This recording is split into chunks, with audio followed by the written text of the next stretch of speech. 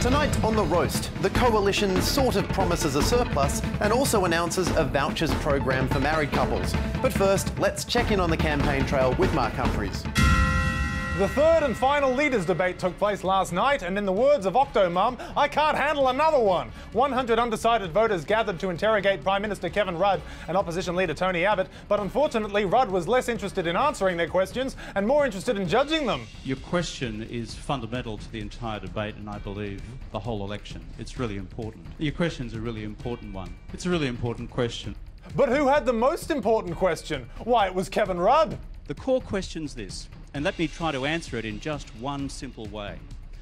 I see my job as Prime Minister of Australia as doing everything possible to protect your job for the future. That's not a question. But Rudd wasn't the only one repeating himself. Remember when Abbott made this poignant remark at the first debate? Mr. Rudd talks about a new way. Well, if you want a new way, you've got to choose a new government. Well, he tried to do it again.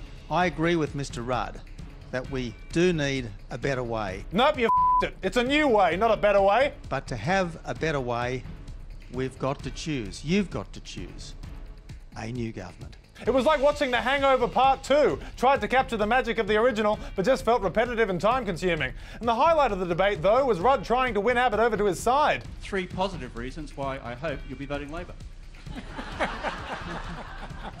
This one's a lost cause, Ruddy. All the latest polling indicates Tony Abbott votes Liberal. The debate was broadcast by Sky News, but if you weren't satisfied with their coverage, this guy had you covered. Everyone can get ahead.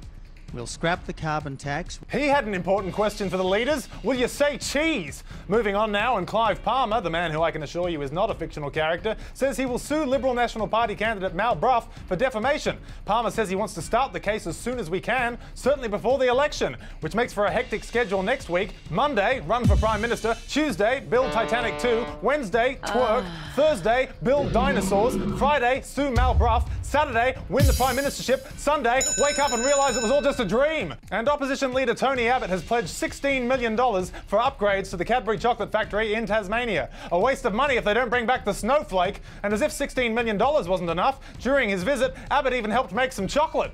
Let's try one of Tony's chocolates. Moro? What's a Moro? Is it when the moon hits your eye like a big pizza pie? No, that's a More. Let's try one of Abbott's other chockies. Tastes like real change. Tastes like Stop the Boats.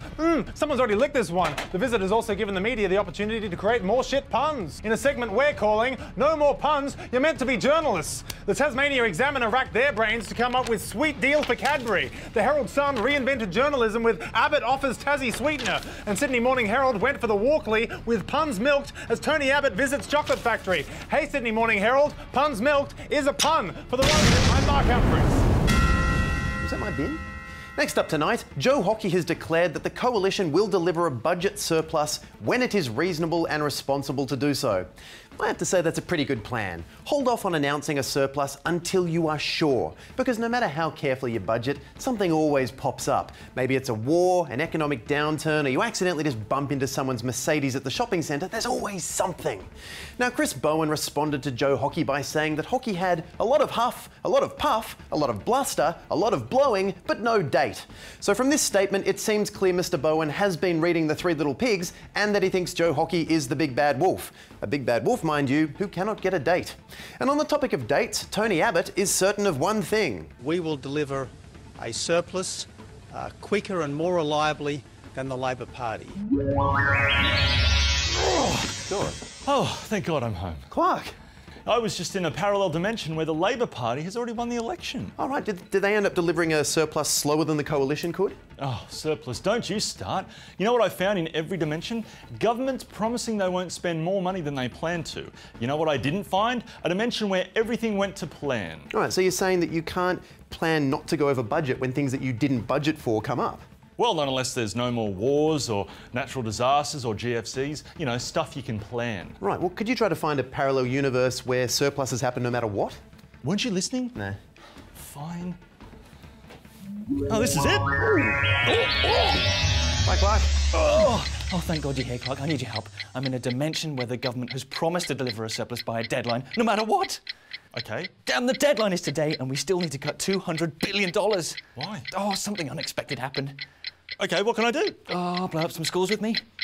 I can't do that. Nursing homes then, anything to cut our spending. We promised to deliver a surplus. I'm out of here. Oh, God damn that unexpected events ruined everything. For further analysis now on our Dimensions obsession with surplus, I am joined in the studio by Nick Richardson. Where have you been? Sex party dimension. Oh, wow. Now, are you going to vote for either party based on their promise of a surplus? Oh, no, not really. I mean, it would be great if we could have an economy operating somewhere around the crazy surplus amounts of surplus region where the government is physically unable to spend the almost painful amount of money it has. But to get there, we'd have to stop spending money on things like schools and hospitals and those things we drive on. Basically, Australia. So what is a healthy amount of surplus? Oh, I don't know. I'd say if I could send my make-believe children to a school without it collapsing on them, or if it does collapse on them, then I could send them to a hospital where the doctors aren't just vagrants squatting in a derelict building, then that would be acceptable. Okay, and how much surplus is that? Exactly $23 billion. Really? I don't know, what do you want from me, a perfect number? I mean, we spend as much money as we need to keep Australia running. And if we have some left over, then that's great. And if we owe some at the end of the day, then we did what we had to keep a country running for another year. Okay, point well made. And my work here is done. I'm going back to the sex buddy universe. Ladies, there's almost too many of you. Take me with you. Well, finally tonight, the Coalition has announced a relationship strengthening policy through which couples who register their intention to marry would be given $200 vouchers. But it's not going to be old JB Hi-Fi stereos and Coles Myer towel sets. No, those vouchers would only be redeemable for a range of counselling services, including conflict resolution, financial management and parenting skills. Which makes it a pretty weird wedding present. On the happiest day of a couple's life, the Coalition plans to give them a card that says, "Congratulations, it just gets worse from here." This really is the happiest day of our lives. Congratulations. This was supposed to be my special day. I'm next. And thankfully, the cashback scheme would not just be limited to married couples, since engaged couples could also register for premarital counselling, along with gay couples and de factos. First order of business for the gay couple's marriage counsellor, answering the question, why can't we get married? But still, $200 for marriage counselling is not a huge amount of money. It really just represents one session with a quality psychologist, or maybe 2 sessions with a decent psychologist, or $102 sessions with this guy. Well, mate, maybe this is just the world's way of saying you were never meant to be together. Oh, there. All right, it's closing time. Get out of here, you drunks. So between paid parental leave, then unemployment bonuses and now relationship vouchers, it looks like the Liberal National Party knows what the Australian people want, and what they want is to have money thrown at them. And according to the polls, it seems to be working. But as a long-term strategy, hurling money at problems is not particularly sustainable. So maybe the Liberal National Party needs to take one of those vouchers and sit down with Australia to talk it out. So to recap, Sean, you feel insecure about Kara's commitment to you, and giving her this money is your way of showing you care. Kara, you wish Sean would stop throwing money around and be more financially responsible like he used to be. Kara wants to know where you're getting all this money from and Sean, how much you're really spending. You know, no relationship can function without honesty and truth. I thought I was giving you real solutions. You can't just solve our problems by throwing money at them. You actually have to show me you care. I thought money was caring. You just don't get it. I'm sorry, but I think that's time. Now get out of here, you drunks! Of course, it is just a pilot program, and the intention behind it is a noble one, bringing couples, all couples, closer together for a more stable society. Although as a pilot program, it would also be capped at just 100,000 vouchers, meaning, inevitably, some couples will miss out. Then they'd be pissed, then they'd blame each other, and without a $200 voucher to help them out, their only chance at staying together would be to go to the $2 guy. Well, mate, maybe this is just the government's way of saying you weren't meant to be together.